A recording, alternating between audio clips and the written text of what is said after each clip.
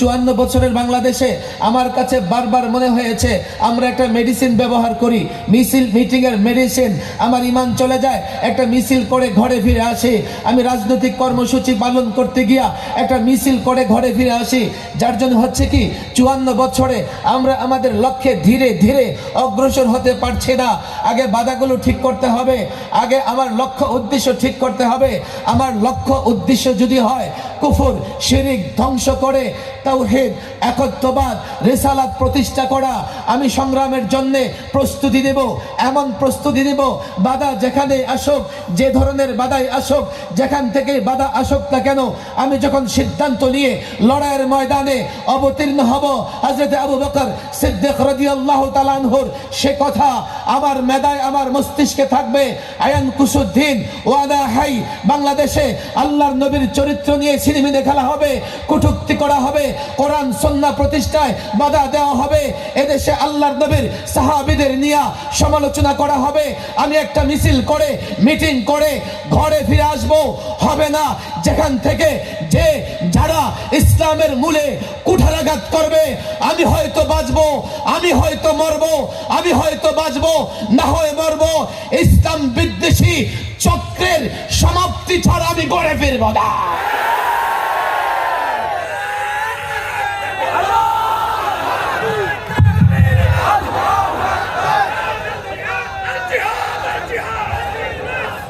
কথা দীর্ঘ, কিন্তু আমি যে পথ চলতে চাই, আমি বারবার মনে হয়েছে আমাদের প্রস্তুতি খুব দুর্বল। ছেলেরা বলবো যে কি প্রস্তুতি? আমাদের তালিমি প্রস্তুতি দুর্বল। সমস্ত লড়াই সংগ্রাম আন্দোলনের ইতিহাসে যদি তার পেছনে তালিম তরবিয়ত না থাকে, সে লড়াই ইসলামের নামে হোক, সমাজতন্ত্রের নামে হোক, সেকুলারদের নামে হোক, সেই সংগঠন কিংবা সেই দল সেই গোষ্ঠী চূড়ান্ত লক্ষ্যে পৌঁছাতে পারবে না। আর সেটা যদি ইসলামের নামে হয় কিন্তু এর পেছনে তালিম কিংবা তরবিয়ত না থাকে, সেটা মদিনার ইসলাম হবে না, সেটা ভিন্ন কোনো ইসলাম হতে পারে। আমাদের মৌলিক জায়গাটা আমি দুর্বলতা অনুভব করছি। আমি জানি না, আমার এটা ব্যক্তিগত অভিমত। আমি আলেমদের কাছে মাযরাত পেশ করতেছি।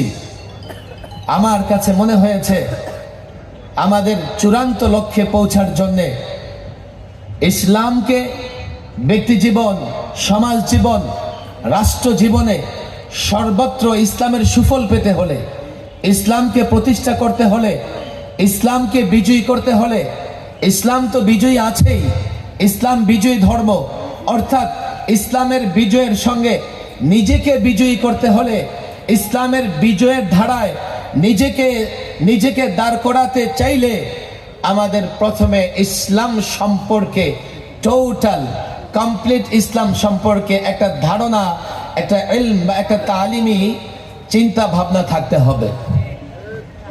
যেহেতু আলেমরা আমাকে সময় দিয়েছে, আমি মনে করি যে আলেমরা আমার কথায় নারাজ হবেন না, কিন্তু আমি কিছু কথা আমার ব্যথার জায়গা থেকে বলি।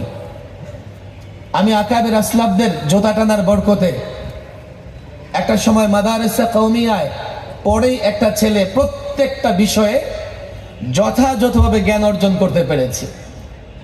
আমাদের আকাবের আসলাফরা এত বড় বড় ব্যক্তিত্ব হয়েছেন এই মাদারেসা কওমিয়ায় পড়ে, এই দর্শে নিজামের সিলেবাস পড়ে। কেউ বলবে হুজুর এখন এই সিলেবাস যথেষ্ট না, আপনি পরিবর্তন করেন, অভিযোগের শেষ নাই। কেউ বলবে যে এখন শিক্ষক নাই, শিক্ষক ব্যবস্থা করেন। কেউ বলবে যে না, মাদ্রাসার অবকাঠামো ঠিক নাই, মাদ্রাসার অবকাঠামো উন্নত করেন, তাহলে এখান থেকেও আগেরকার আকাবির আসলাফদের মতো রিজাল এবং ব্যক্তিত্ব তৈরি হবে। হতে পারে, নানা জনের নানা প্রস্তাব থাকতে পারে। আমার কাছে মনে হয়েছে এই যুগে এসে আমরা আমাদের আকাবির আসলাফদের দেখেছি কোনো বিষয় নিয়ে যখন আন্দোলন সংগ্রাম করেছে। আমি ঠিক কত সালে এখানে বরিশালে সর্বপ্রথম এসছি আমার মনে নাই, 2001 কিংবা 2 হবে। মঈনুদ্দিন চিশতি রহিমাহুল্লাহর নামে একটা প্রতিষ্ঠান আছে না এখানে, খাজা মঈনুদ্দিন মাদ্রাসা, মাশাআল্লাহ।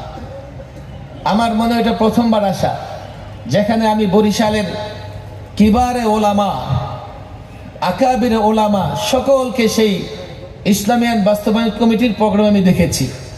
আমি উদাহরণটা এই জন্যই টানছি, আগেরকার কোনো বিষয় নিয়ে আন্দোলন সংগ্রামে শুধুমাত্র আমাদের বড়রা জেলা পর্যায়ে সফর করতেন, করে করে বলতেন বিষয়টা তো এমন, এটা নিয়ে আমাদের কথা বলতে হবে। যেহেতু তখন রিজাল ছিল, যেহেতু তখন যোগ্য আলেমরা ছিলেন, একটা ঘোষণার পরে সে আন্দোলন সংগ্রাম যথাযথ অগ্রসর হয়েছে এবং চূড়ান্তভাবে সফলতাও আসছে। এখন বাস্তবতা বোঝার জন্যে আমাকে বড় কোনো শিক্ষিত হওয়ার দরকার নাই, সামাজিক যোগাযোগ মাধ্যমের দিকে তাকালেই বোঝা যায় যে আমার এই যুগের ছেলেরা কতটা পণ্ডিত, কতটা পণ্ডিত আর কতটা ওরা বুঝে। আমি মনে করি সামাজিক যোগাযোগ মাধ্যম এটা ওপেন করে দিয়েছে। আমার তখন মনে হয় আমরা যতই কোনো বিষয় নিয়ে অগ্রসর হবার চেষ্টা করি, যেহেতু আমরা যেভাবে বুঝেছি মাঠে ময়দানে ছাত্র ওলামা একরাম সেভাবে বুঝতেছে না, এই আন্দোলন একটা পর্যায়ে যাবে, থেমে যাবে, চূড়ান্ত লক্ষ্যে পৌঁছবে না। বলবেন হুজুর আপনি কি বলতে চান? দেখেন, একটা সময় দর্শে নিজামি দাওরায়ে হাদিস পর্যন্ত পড়েই মুফতি, মুহাদ্দিস, মুফাসসির হয়ে গেছে। আলাদা করে দারুল ইফতার দরকার ছিল না। দাওরা ফারেক হয়ে যিনি ফতোয়ার কাজে নিযুক্ত থাকতেন উনি মুফতি সাহেব ছিলেন।